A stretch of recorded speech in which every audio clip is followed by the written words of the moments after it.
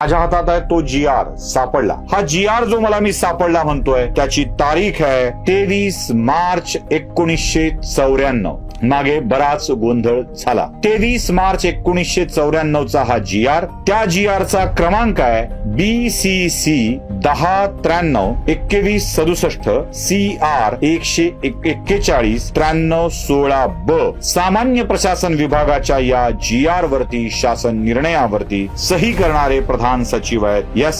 शंकर मेमन.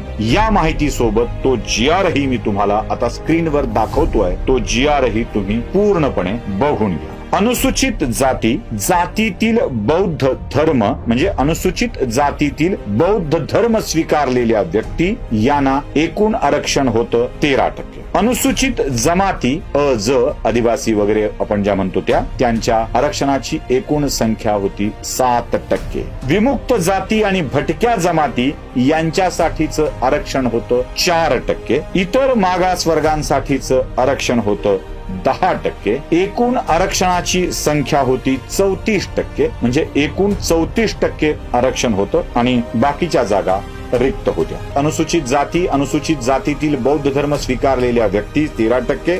अनुसूचित जमाती 7%. विमुक्त जाती जमाती व भटक्या जमाती 4%. इतर मागासवर्ग 10%. मिळून होत होतो 34%. आता वाढ झाली 16%ची. ती 16% अधिक 34%. एकूण होतं 50%. आणि इथे आरक्षणाची कमाल मर्यादा पूर्ण झाली.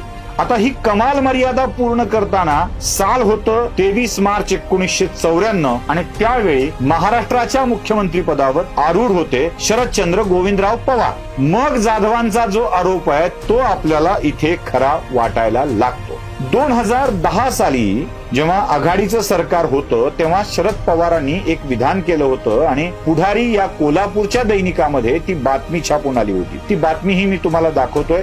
मराठ्यांना कायदेशीर आरक्षण मिळणं कठीण आहे अशा अर्थाचं पवारांचं ते विधान होतं आणि ते विधान ऐकल्यावर 1994 झालेला गडबड आणि पवारांचं त्यानंतरचं 10चं विधान या सगळ्यांचे कनेक्शन्स आपल्याला दिसायला लागले आणि मराठा आरक्षणाचा खरा मारेकरी कोण हे तुमच्या समोर लक्षात आलं असेल.